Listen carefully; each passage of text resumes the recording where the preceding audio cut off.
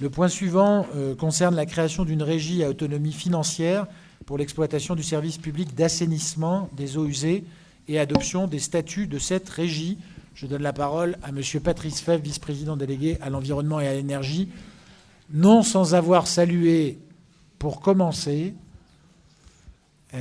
puisqu'on va entrer dans une série de délibérations qui sont liées à ce transfert dont il a été très largement question ici déjà, auquel nous nous sommes collectivement opposés, vous le savez, à 2 reprises déjà, non sans rendre hommage pour autant au travail exceptionnel qui a d'ores et déjà été fourni par Patrice, par Karine Pillet, par Emeline Mège, bien sûr par Yannick Poirot, le directeur des finances, bien sûr par Élodie Poutrieux, et j'oublie sans doute des agents qui me le pardonneront, en lien bien sûr avec le cabinet Espelia que nous avions mandaté, qui est revenu à la conférence des maires la semaine dernière, lundi, pour présenter les résultats de son étude très approfondie.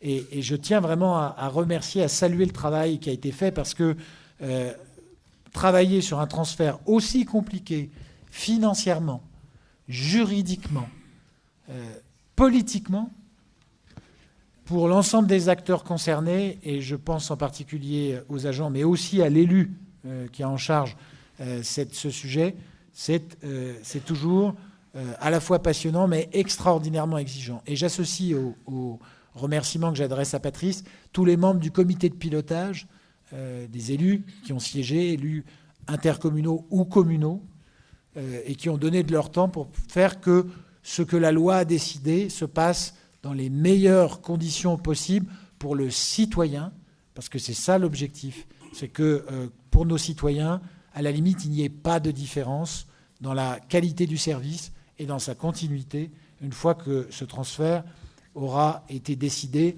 sur l'eau et sur l'assainissement. Voilà. Patrice, je te donne la parole.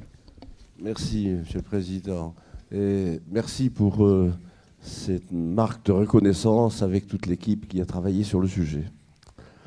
Le point ce soir, un premier point en délibération et en examen, il s'agit de construire et de voter des statuts pour la régie d'assainissement. Il faut savoir que toute cette organisation, la GISOL, les eaux pluviales urbaines, je parle uniquement de l'eau et de l'assainissement. On va d'abord démarrer par l'assainissement. C'est un SPIC, service industriel, professionnel et commercial. Donc, il est autonome dans sa gestion. Hein. En clair, les produits doivent couvrir les charges de tout ce service. Donc, l'État a prévu d'organiser son fonctionnement dans l'organisation administrative et dans l'organisation financière, hein, au travers d'une régie. Nous aurons donc 2 régies. Au travers de ces régies, nous n'en avons pas visé, bien sûr, les 2 DSP de Saint-Dié et de Raon-l'Étape qui ont des budgets dans la communauté d'Aglo, auront des budgets bien identifiés. Le premier à examiner ici, c'est celui de la régie d'assainissement, donc qui va réglementer le fonctionnement général. Vous en avez eu un exemplaire à parcourir. Il vise bien sûr les chapitres des dispositions générales de son fonctionnement. Il va viser l'organisation de la régie, puis bien sûr les dispositions financières. Bon, je pense qu'on reste à l'état de résumé. Service autonome. Le gros élément, je pense, dans l'organisation de la régie, ça va être le scénario de la gouvernance. Excusez-moi. Cette régie, elle a une gouvernance par un conseil d'exploitation. D'ailleurs, le conseil d'exploitation, ce sera le même pour les 2 régies. Ce conseil d'exploitation, fallait bien réfléchir dans sa taille, dans sa distribution. Nous aurons une délibération tout à l'heure qui parlera de sa composition, puisque c'est Monsieur le Président qui proposera des membres à cette organisation. A été visé 18 conseillers communautaires et 3 conseillers municipaux, mais la qualification de ces personnes tient à leur choix dans la répartition du territoire. Après, donc, on est dans un schéma de fonctionnement avec quand même beaucoup d'interventions. On n'est pas tout à fait dans ce qu'on connaît de la collectivité, puisque ce conseil de développement, d'exploitation, c'est fort. Il aura des avis à donner sur des rémunérations, sur du suivi de contrats de travail des personnels de cette régie. Donc, mais ce ne sont que des avis. Attention, hein, le président délibérant reste bien le président de la com d'Aglo.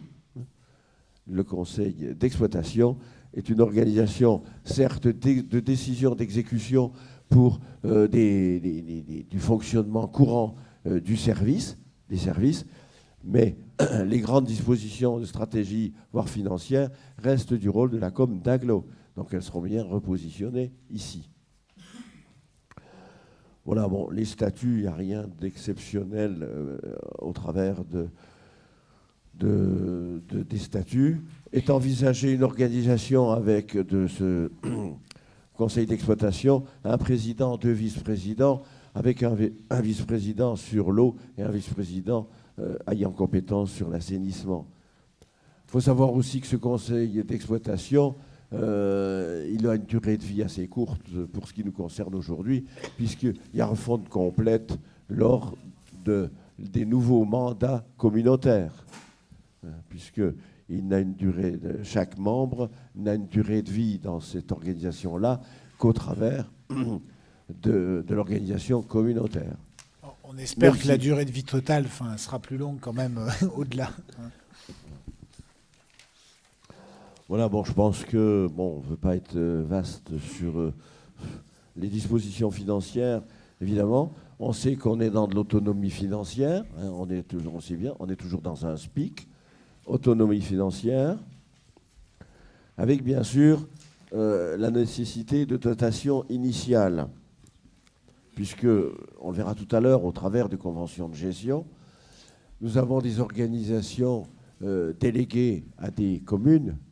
Les dites organisations qui s'appellent une délégation de gestion aux différentes communes, il faut bien qu'elles vivent financièrement entre le 1er janvier 2020 et le mois où tombera les encaissements des factures.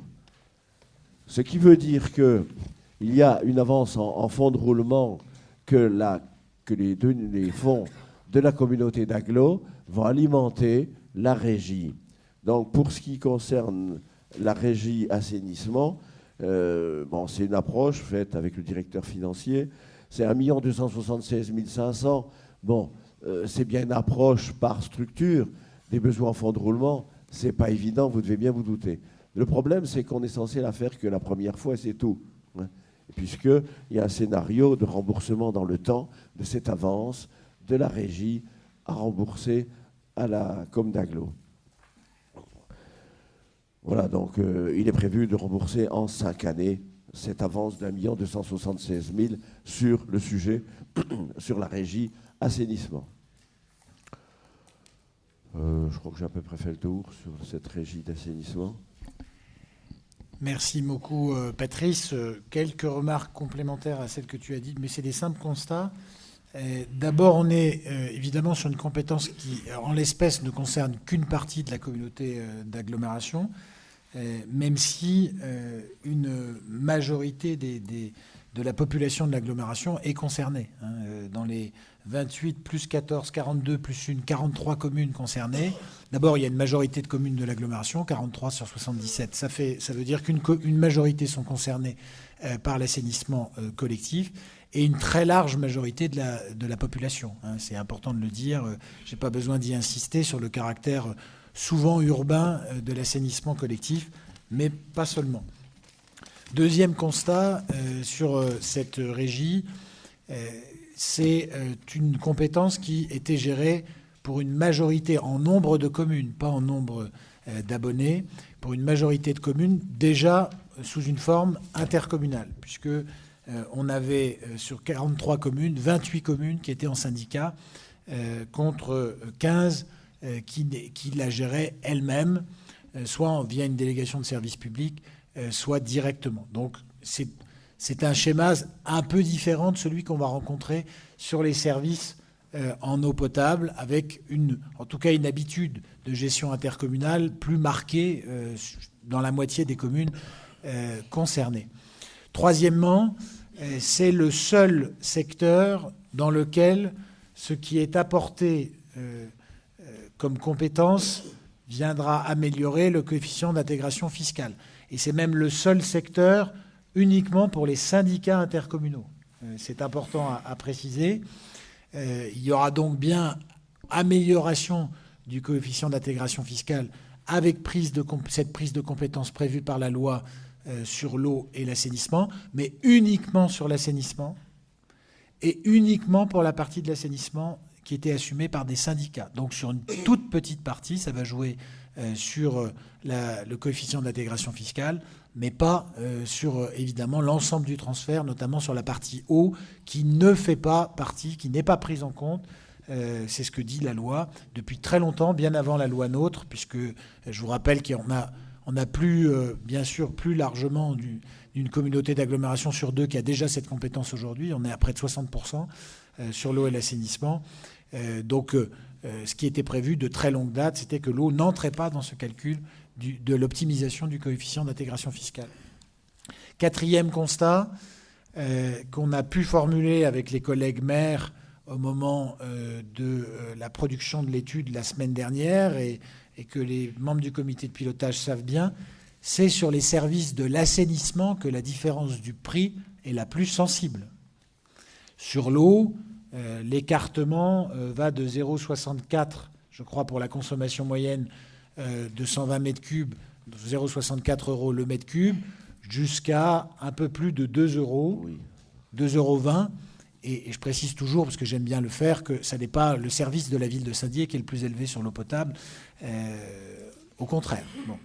Mais c'est bon à préciser. Sur l'assainissement, les différences de 0,42 à 2,42. Voilà l'amplitude tarifaire. On a une amplitude supérieure et avec une très forte concentration des prix élevés dans un ou deux secteurs sur l'assainissement.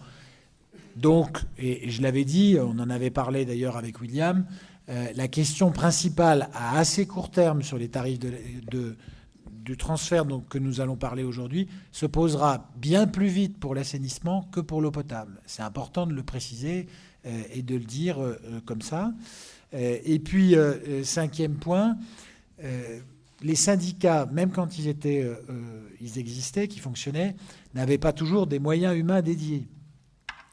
Et ça supposera qu'on puisse trouver, il y avait quelquefois du bénévolat, et même dans ceux qui avaient des moyens humains dédiés, je pense à celui du Val-de-Meurthe, où la communauté d'agglomération mettait déjà à disposition du personnel, mais refacturé, eh bien, même dans ces syndicats, il y avait une part de bénévolat qui était assurée par les élus. Et donc, ça demandera forcément à trouver des solutions pour que cette compétence puisse continuer à s'exercer. Même si, encore une fois, il est naturel, quand on a une compétence, de penser à la transmettre, en particulier quand on est élu. On n'est pas propriétaire d'un réseau d'assainissement, et c'est bien de le dire et de le rappeler. Voilà quelques précisions sur cette question de la création de la régie assainissement collectif. Par contre, sur le petit... Oui. Alain. Le calcul de l'assainissement, il n'est pas du tout comme le calcul de l'eau. Vous avez la partie fixe, qu'on appelle l'abonnement, qui, lui, couvre la partie, disons, des réseaux. Et la partie qu'on facture, c'est la partie du fonctionnement, c'est-à-dire le traitement des effluents. Voilà. C'est donc bien ajouté que ça n'a rien à voir avec l'eau. À l'intérieur des structures, dans leur organisation financière, les structures, on peut ventiler leurs produits et leurs charges un peu comme elles le souhaitaient. Je veux juste dire aussi l'aparté des tarifs du président. Les tarifs feront l'objet d'une délibération ici au mois de décembre prochain. Voilà. Mais juste dire, dans ce qui se dit, dans ce qui se raconte, sur le sujet tarif, attention, je fais juste de la mise en garde, je n'irai pas plus loin. Le tarif, oui, l'assainissement et l'eau, puisque l'expression, les comparaisons tarifaires vont des fois un petit peu vite en besogne. Comparer des prix, sont-ils hors taxe, sont-ils toutes taxes, est une. Ensuite, on a des tarifs au mètre cube qui veulent ne pas toujours dire quelque chose par comparaison, quand on sait qu'il y a des parts fixes qui vont de 1 à 10, hein, en parts fixes. Alors donc ça modifie la comparaison d'un prix au mètre cube. Voilà, c'est juste une aparté, on y reviendra plus tard dans le vote. Pour revenir sur la création de cette régie assainissement, je ne sais pas s'il faut encore rajouter quelque chose. Non, on va demander s'il y a des demandes de prise de parole sur le sujet. Est-ce qu'il y en a? Oui, William.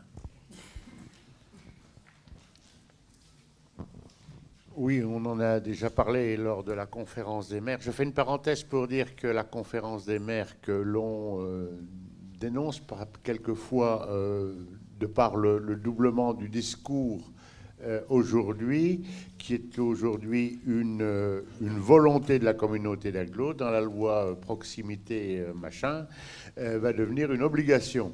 Alors donc on n'aura plus à discuter de ce problème. Je ferme la parenthèse. On a anticipé. Voilà. Je ne sais pas si c'était un modèle à atteindre, mais enfin, voilà. Je connais pas mal de maires qui viennent une plus obligation. volontiers à la conférence des maires qu'au conseil communautaire. Une obligation. Alors, je le disais à la conférence des maires, effectivement, nous sommes là soumis à une obligation réglementaire de par la loi NOTRe, une obligation légale hein, qui nous oblige... Législative. Oui, plus que réglementaire. Qui nous oblige à donc prendre cette compétence du fait que nous sommes en communauté d'agglo. Pour les communautés de communes, ce serait éventuellement en 2026, de l'eau passera sous le pont, encore dans les tuyaux d'assainissement d'ici là. Mais bon, nous sommes soumis.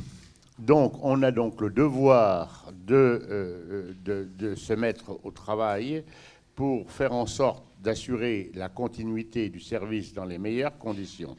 Encore faut-il que la bonne volonté des collectivités soit quelque part récompensée par une préservation de l'avantage tarifaire aux concitoyens desservis. Or, et ça a été dit, notamment en matière d'assainissement collectif et notamment en milieu rural où les réseaux sont très longs par rapport à un nombre d'abonnés relativement restreint, on a des amortissements, et encore, qui sont calculés sur des périodes qui n'ont rien à voir avec un amortissement réel, qui gonflent énormément le fonctionnement.